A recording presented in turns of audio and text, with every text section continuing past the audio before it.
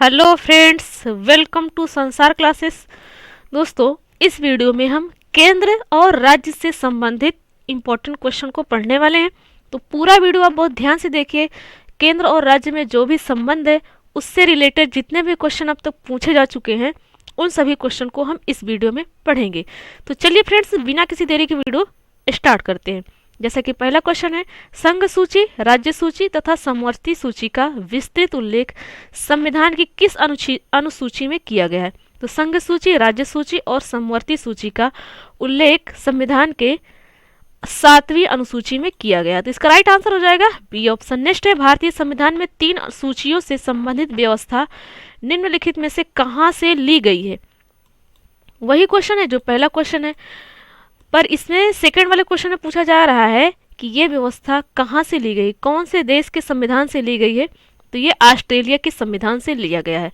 तो right answer हो जाएगा बी ऑप्शन। नेक्स्ट है, सरकारिया आयोग की सिफारिश का संबंध है। सरकारिया आयोग की सिफारिश का संबंध है केंद्र और राज्य के बीच संबंधों से। तो इसका राइट आंसर हो जाएगा डी ऑप्शन। नेक्स्ट है, भारत केंद्र राज्य संबंध पर 1971 में राजमन्नार समिति किस राज्य के द्वारा गठित की गई थी? तो ये गठित की गई थी तमिलनाडु राज्य के द्वारा। 1971 में राजमन्नार समिति गठित की गई थी। इसका राइट आंसर हो जाएगा सी ऑप्शन, राजमन्नार समिति तमिलनाडु राज्य द्वारा गठित की गई थी। नेक्स्ट है, सरकारिया आयोग संबंधित है।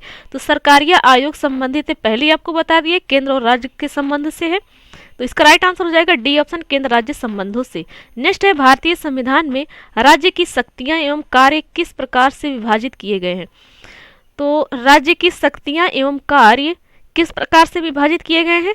3 सूचियों से विभाजित किए गए हैं, जैसा कि समवर्ती सूची, जैसा कि हमने बताया पहले ही क्वेश्चन में, संघ सूची, राज्य सूची, समवर्ती सूची, इन्हीं 3 सूचियों से क्या किया गया है? इनकी शक्तियों का बंटवारा किया गया है। तो राइट आंसर हो जाएगा 3 सूचियां।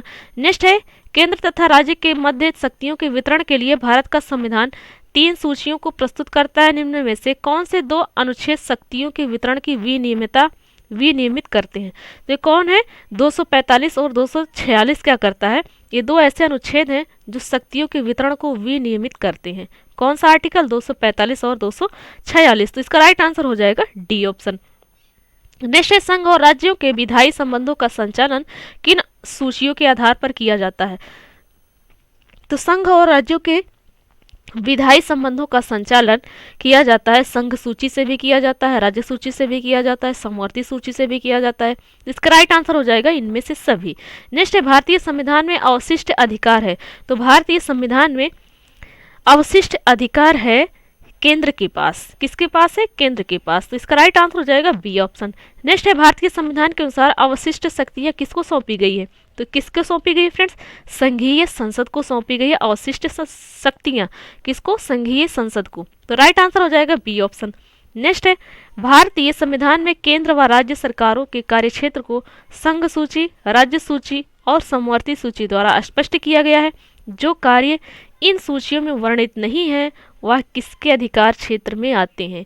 तो जो कार्य इन सूचियों के में वर्णित नहीं है वह आते हैं संघ के क्षेत्र में। किसके अधिकार क्षेत्र में आते हैं? संघ के अधिकार क्षेत्र में। तो राइट आंसर हो जाएगा बी ऑप्शन। नेक्स्ट क्वेश्चन है, अवशिष्ट विषयों पर विधि निर्माण का अधिकार किसे प्राप्त है? तो विधि निर्माण का अधिकार प्राप्त है संघ को। किसको? संघ को। तो इसका राइट आंसर हो जाएगा ए ऑप्शन। नेक्स्ट है, निम्न में से कौन सा कथन सही है? तो चलिए फ्रेंड्स जानते हैं कौन सा कथन सही है। पहला कथन है, संघ सूची के विषयों पर विधि निर्माण का अनन्य अधिकार संसद को प्राप्त है। हाँ जी, बिल्कुल, पहला ऑप्शन भी राइट है। सेकंड ऑप्शन देखते हैं, राज्य सूची के विषयों पर विधि निर्माण का अनन्य अधिकार राज्य विधानमंडल को प्राप्त है। जी बिल्कुल सही बात है। सी ऑप्शन क्या कहता है? समवर्ती सूची के विषयों पर संसद तथा राज्य विधानमंडल दोनों को ही विधि निर्माण का अधिकार प्राप्त है। जी बिल्कुल, पहला, दूसरा, तीसरा तीनों ऑप्शन सही है। तो इसका राइट आंसर हो जाएगा उपर्युक्त सभी। नेक्स्ट क्वेश्चन क्या है, यदि समवर्ती सूची के विषय पर राज्य विधानमंडल द्वारा निर्मित अधिनियम उसी समय पर संसदीय अधिनियम परस्पर विरोधी हो तो क्या होगा फ्रेंड्स? तो होगा संसदीय अधिनियम जो है वो राज्यीय अधिनियम पर अभिवासी होगा।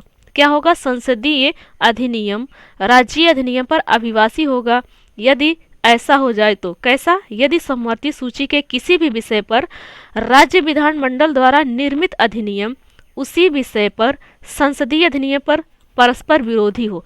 क्वेश्चन कह रहा है कि राज्य विधानमंडल में कोई निर्मित अधिनियम हो गया और उस पर क्या कह रहा है, संसद विरोध कर रहा है, तो क्या हो जाएगा, संसदीय अधिनियम राज्य अधिनियम पर अभिवासी हो जाएगा। तो इसका राइट आंसर हो जाएगा सी ऑप्शन। नेक्स्ट है, किन स्थितियों में संसद राज्य सूची के विषयों पर विधि निर्माण कर सकती है। तो संसद राज्य सूची के विषयों पर विधि निर्माण कर सकती है किन स्थितियों में, जब आपात की स्थिति होगी तब भी, दो या अधिक राज्यों की सहमति से तब भी, अंतर्राष्ट्रीय संधि व समझौते को लागू करने हेतु तब भी, राज्य में संवैधानिक तंत्र की असफलता की स्थिति में तब भी। तो फ्रेंड्स उपयुक्त तो सभी इसका राइट आंसर हो जाएगा। नेक्स्ट है, क्या भारतीय संघ का कोई राज्य किसी विदेशी राष्ट्र या अंतर्राष्ट्रीय संगठन से ऋण ले सकता है। जी हाँ, बिल्कुल ऋण नहीं ले सकता है। क्या भारतीय संघ का कोई राज्य किसी विदेशी राष्ट्र या अंतर्राष्ट्रीय संगठन से ऋण ले सकता है क्या? जी नहीं, बिल्कुल नहीं ले सकते। तो इसका राइट आंसर हो जाएगा बी ऑप्शन। नेक्स्ट क्वेश्चन है, सरकारिया आयोग की स्थापना निम्नलिखित में से किसके संबंध में जांच के लिए हुई थी। सरकारिया आयोग की स्थापना किसके संबंध में जांच के लिए हुई थी। तो किसके संबंध में हुई थी फ्रेंड्स, ये थे केंद्र राज्य संबंध का। जब केंद्र राज्य संबंध का से क्या हुआ था, जांच हुई थी इसकी सरकारिया आयोग की स्थापना होते समय। नेक्स्ट है, केंद्र राज्य संबंधों पर विचार करने के लिए सरकारी आयोग का गठन कब हुआ। केंद्र राज्य संबंधों पर विचार करने के लिए सरकारी आयोग का गठन हुआ 1983 में। तो इसका राइट आंसर हो जाएगा सी ऑप्शन। नेक्स्ट है, भारतीय संविधान में अवशिष्ट अधिकारों को, तो भारतीय संविधान में अवशिष्ट अधिकारों को संघीय सरकार को दिया गया है। जितने भी अवशिष्ट अधिकार हैं, सारे अवशिष्ट अधिकार संघीय सरकार को, संसद को दिया गया। तो इसका राइट आंसर हो जाएगा ए ऑप्शन। नेक्स्ट है, समवर्ती सूची में लिखे विषयों पर अधिनियम बनाने का अधिकार किसके पास है। तो समवर्ती सूची में जो भी लिखा गया है विषय, उस पर अधिनियम बनाने का अधिकार किसको है, राज्य और संघ दोनों को है। तो इसका राइट आंसर हो जाएगा ए ऑप्शन, राज्य और संघ। तो फ्रेंड्स राज्य और केंद्र से संबंधित ये थे टॉप 20 क्वेश्चन। तो आशा करते हैं वीडियो आपको बहुत अच्छी लगी होगी फ्रेंड्स, सारे क्वेश्चन समझ में आए होंगे। तो फ्रेंड्स हमारे चैनल पर नए हैं तो प्लीज़ आपसे रिक्वेस्ट है कि चैनल को सब्सक्राइब कर लीजिए। ऐसे ही हेल्पफुल कंटेंट हम आपके लिए लेकर आते रहते हैं। तो चलिए फ्रेंड्स मिलते हैं नेक्स्ट वीडियो में। Thanks for watching.